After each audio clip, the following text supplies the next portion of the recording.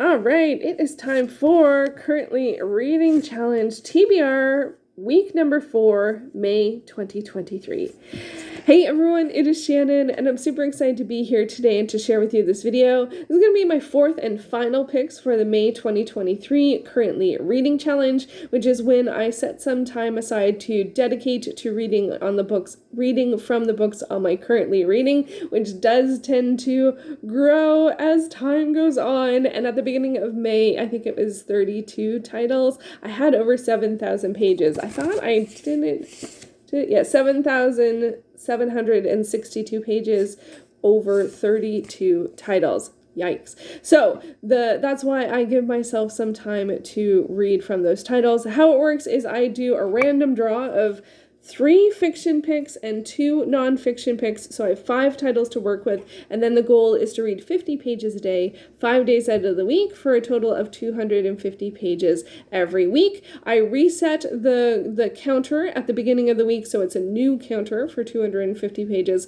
but overall, through the 4 weeks, I am aiming for 1,000 pages read from my currently reading. So that is how it works, and we are now in this last week, and I can't quite believe it. I can't quite believe it, but as always, I am so curious as to what I'm going to be reading, so let's get right to the picks. So, fiction always goes first. I picked 3 fiction, and the first fiction title is... It's like, do you pick the jumper? Do you not pick the jumper? Do you pick the jumper? Well, let's pick the jumper. All right, the first title is...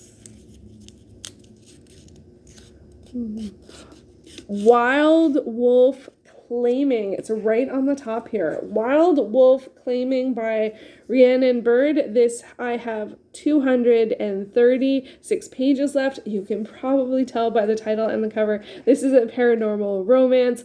This is in the Blood Runner series, which is a series that I just burned through back in, I think it was 2014. This is from 2015, and I'm considering this the series finale. There is one book after this one, but I couldn't find... it isn't published by Harlequin through the Nocturne line, which actually is a discontinued line now.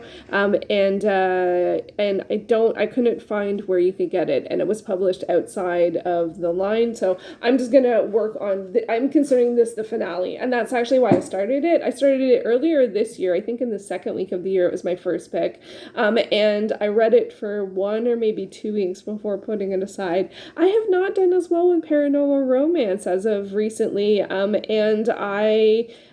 this one has quite a suspensey thing. There's someone after someone. A macabre collection of sex slaves.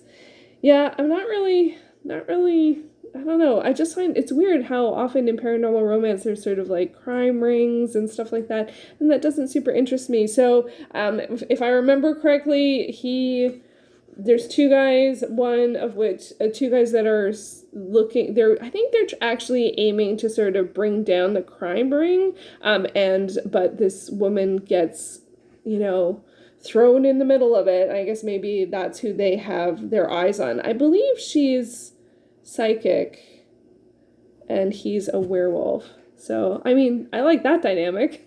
But it's all the tension and suspense. I just don't read a lot of suspensey titles anymore. So anyway, you can tell I'm super enthused. And also at 236 pages left, I mean, I'm gonna make some progress, but it's very unlikely to finish this one. It's about the pages. Anyway, so Wild Wolf Claiming is pick number 1 for week number 4. All right, on to nonfiction. Let's get it a bit of a shake.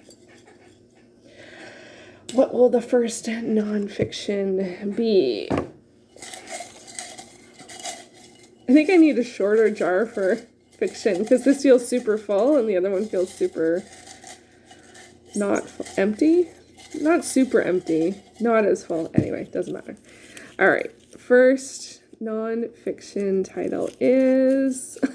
Oh my goodness! Wow, really? Again, We Were Dreamers, an immigrant superhero origin story. This is the third week that this title has been picked. This is by Simu Liu. I started this last year when it came out. I bought it when it came out, and I started it in hardcover, but I've recently switched to listening to the audiobook, and I have 4 hours and 50 minutes left. So we have another audiobook on the go this week. That's 3 out of 4 weeks. I don't think that that's a first, but it's very unusual. I am really, really quite enjoying this. Simu Liu is an actor. He was in Kim's Convenience and as well as Shang-Chi. And he narrates the audiobook, and he's lovely, absolutely lovely. I was a little concerned about whether or not I would retain it as well, because I listened to the part that I reread, and then I continued listening to the new parts, and it was fine. It was absolutely fine. So, yeah, all right. So we were dreamers. That is my first nonfiction of the week. Let's see, what's my second fiction title of the week going to be? What's it going to be? I was going to say something. I'm like, I'm not going to jinx it. In a good way or a bad way. What does that even mean, you're saying? Oh, it's so sad.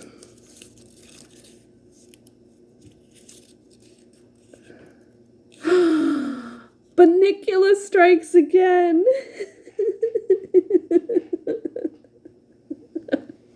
I have 59 pages of this one.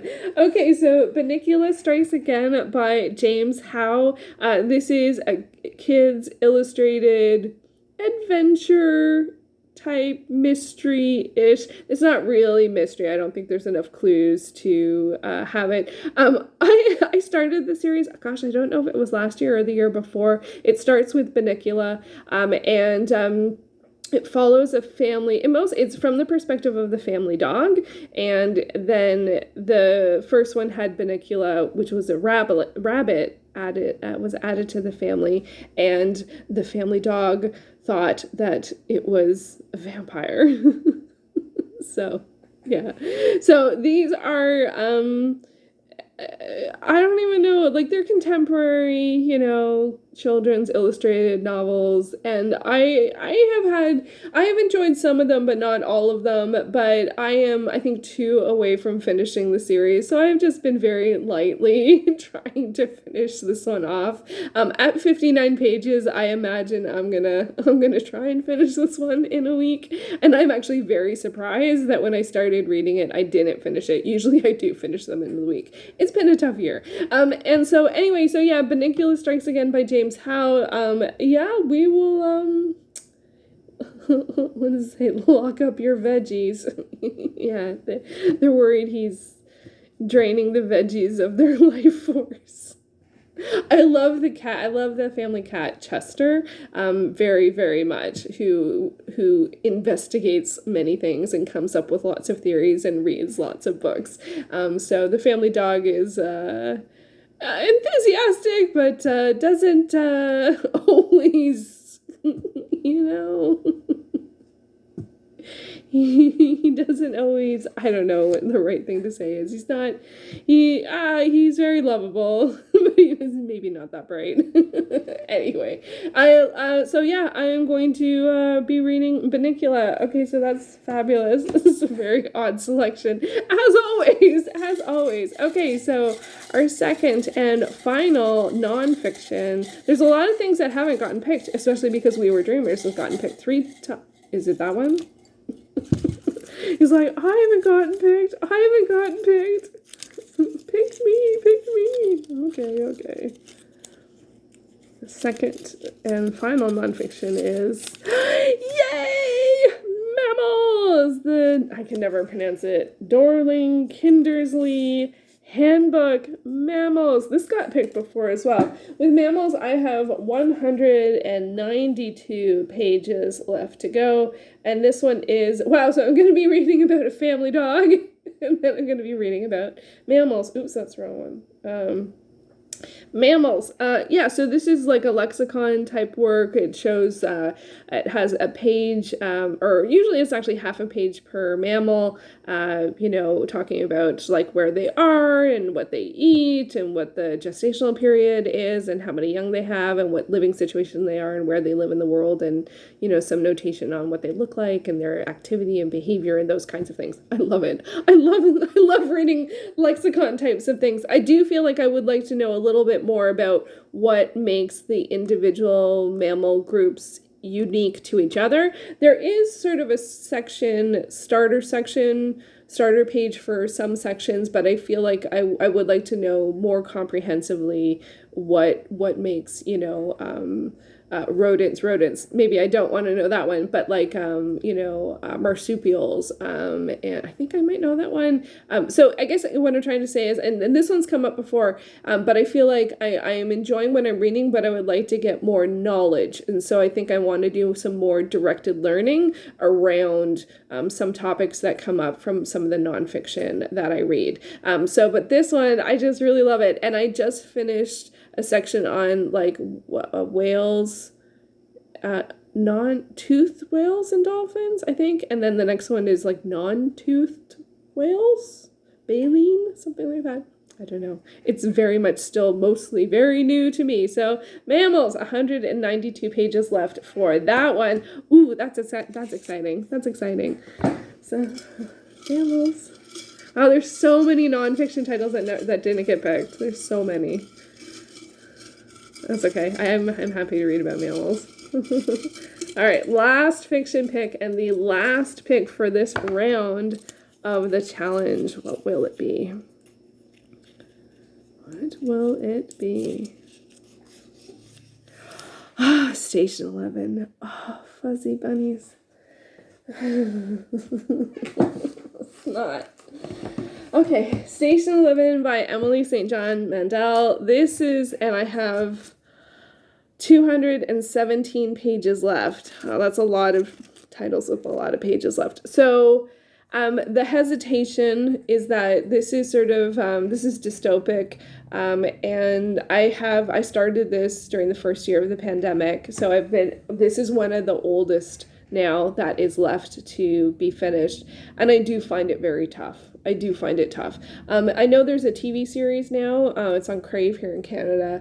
And this is also like, this would hit mega goals for me. Like there's so many, this was a BookTube SFF award winner or nominee, or I can't remember what the different, I don't remember, finalist or winner. I don't remember what they used to determine. I can't remember the wording. And it's also on my sci-fi, fantasy, and weird list. And I think it's the only title that's on both. Because I think I made my sci-fi, fantasy, and weird list the year the BookTube SFF award started. Anyway, and then it's also a book to TV adaptation. It's Canadian. It's very well written, but it's heavy. I find it heavy and dystopic stuff, especially that's sort of realist, and this is like has set in Canada. I mean, I find it really hard. So that's a bit tough. That is a bit tough. It would feel really good to finish it. 270 pages is too much for me to finish in 1 week. I do want to finish it by the end of the year because I've carried it forward for several years. And anything I brought with me from last year to this year, I do want to finish by the end of the year. That's one of the new goals that I've set up from last year. In 2022, I started doing that. I didn't make it. So 2023, I'm actually on pretty good track to finish that one. I think there are about 30 titles and I've finished 2 to 3 a month. I'm not sure if May I finished any, but that's because this was the focus. So, wow, that's, and also like the only thing I heard about this one mostly was like, speculative fiction and Shakespeare, because it does partially follow a Shakespeare troupe, but only partially. There are really great conversations about art and story in this that I find very compelling, and for me that's the reason why I'm sticking with it. But the dystopic elements in terms of like how people are and what people might do or might be willing to do, I just find tough. The sort of it doesn't have to be dystopic. Anything survivalist, I find challenging in that sense. But I did read a quote somewhere recently about the author, about the worlds that they create and the stories that they write, that made me think I could see this one through. And I really do want to, because it's on lots of lists and it's Canadian, and I would actually say that this is zeitgeist for, at least within speculative fiction circles, and maybe now expanding that, given there's a TV series. It's been up for Canada Reads at least once. An Indigo Spotlight title. Like, I mean, that doesn't, all of those things doesn't mean I have to read it, but it's just that survivalist element to it that I find really, really hard. So anyway, wow, this is a very strange selection. We got shifters, speculative fiction, mammals, Bunnicula. Now that one, I feel like I feel that mammals and Bunnicula I feel very good about, and then also We Were Dreamers I feel very good about. But audiobooking is something that I do find challenging, so I will be flexing those muscles yet again this week. So overall, okay, let's do the math. So with mammals, I have 100 and no, let's not start with that one. Oh, well, maybe 192 pages to go. Station 11, I have 217 pages to go, so that's about 400 when you put it together. For Wild Wolf Claiming, 236, so 400, 640-ish, and then with Bunnicula Strikes Again, it's 60 pages, so I think that's 700. Is that right? So it's about 200, 200, 200, and 100. So I think it's around 700. And then with We Were Dreamers, 4 hours and 50 minutes. That's actually not tons of pages. Most of the polls have been sort of 800 to 1,000. So it's not tons, but I am... it's an interesting mix of things. We got kids' adventure, paranormal romance, a dystopic Canadian literary fiction, nonfiction book about mammals, and memoir. So actually, I think it just, again, shows the genres that I like, and what I tend to read, but sometimes don't get back to. So those are the titles that I will be working on. I don't have any other reads that I'm in particular working on. I did finish up my buddy read with Izzy and Kay Kelly with Flight of the Phoenix. So that live show will be this week. We're doing it on Thursday this week. I'll put the information down below if you decided to read Flight of the Phoenix with us. So I don't have anything specifically for other titles that I'm working on this week, but I really, I guess I can't show my tracker because it'll show my numbers for my wrap up, so I'm not going to do that. So my wrap up will go up tomorrow to share how week 3 went for the Currently Reading Challenge, and then after that I'm not exactly sure how I'm going to do stuff. I will do a final week 4 wrap up probably next Sunday, because I've been having videos consistently on Sunday and Monday. I didn't used to ever film on the weekend, but filming on Sundays has been okay. So I might keep to Sunday, Monday, or maybe Monday, Tuesday. I'm not sure. Anyway, but I might also keep to this weekly wrap up or weekly TBR weekly wrap up schedule for a bit, because I'm just sort of trying to figure out what works for me. And I don't know if I want to go back to Friday reads or what. Anyway, haven't decided that. But tomorrow, Monday, I will have the video up for how week 3 went. And then next Sunday, I will have the wrap up to show you how this week went. So I have 2 physical books, 1 audiobook, and 2 digital books. That's not bad. That's actually, I like having a combination. And I haven't picked a lot of physical books. They haven't come up a lot as I look over at them. Well, that's not true. There's only 2 that didn't get picked. What are all the other titles? They're all in here.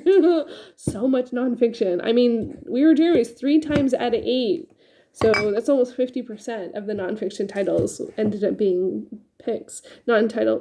Almost 50% of the nonfiction title picks ended up being We Were Dreamers. So I guess it was just made to be that I need to work on reading that title. So there you go. That is the titles for the picks for week 4. Wish me luck on this final week of the challenge. Will I get to 1,000 pages overall? Will I get to 250 pages this week? We shall see. I hope so. When there's an audiobook, it always makes it a bit challenging because I don't count the pages for that. But so far, I think but yeah, it's true. I only have 700 pages. Well, I need 250 pages out of 700. I think I can manage that.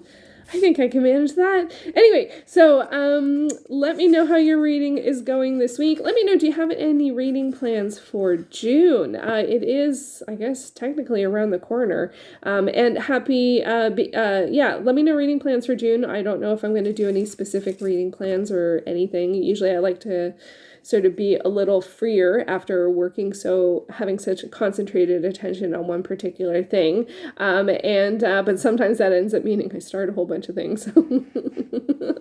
Will I show restraint? Who knows?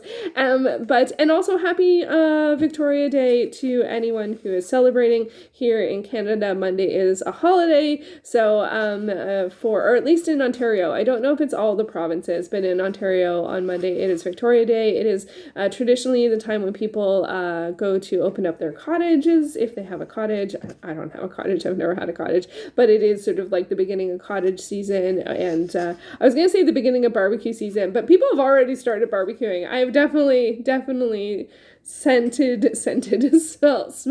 barbecue over the past couple of weeks. Not all the time. We've had some cold days, and there's fireworks and stuff like that. And so, yeah, a long weekend in May. We also call it the May 2-4 weekend, because it's always around the 24th. 2-4 being a case of beer, 24 beers, a 2-4. I didn't realize that was a Canadian thing. So I'm just rambling about all the different Victoria Day things now. So I hope that you have an awesome day today, an awesome final push to read for the end of the month. If you are working on some goals to tick off before the end of the month, I am going to be working on 250 pages from these 5 titles. We'll see how I do next week on Sunday. And I can't believe it's already the final picks. How did that happen? Time, it goes by so quickly. So anyway, that is it for me. That's it for these picks. No, that's the start of these picks. We shall see how they go. And I will be back with another video soon. Wrap up goes up tomorrow. Wish me luck in my reading for this final week, and I will see you soon. Thank you so much for watching.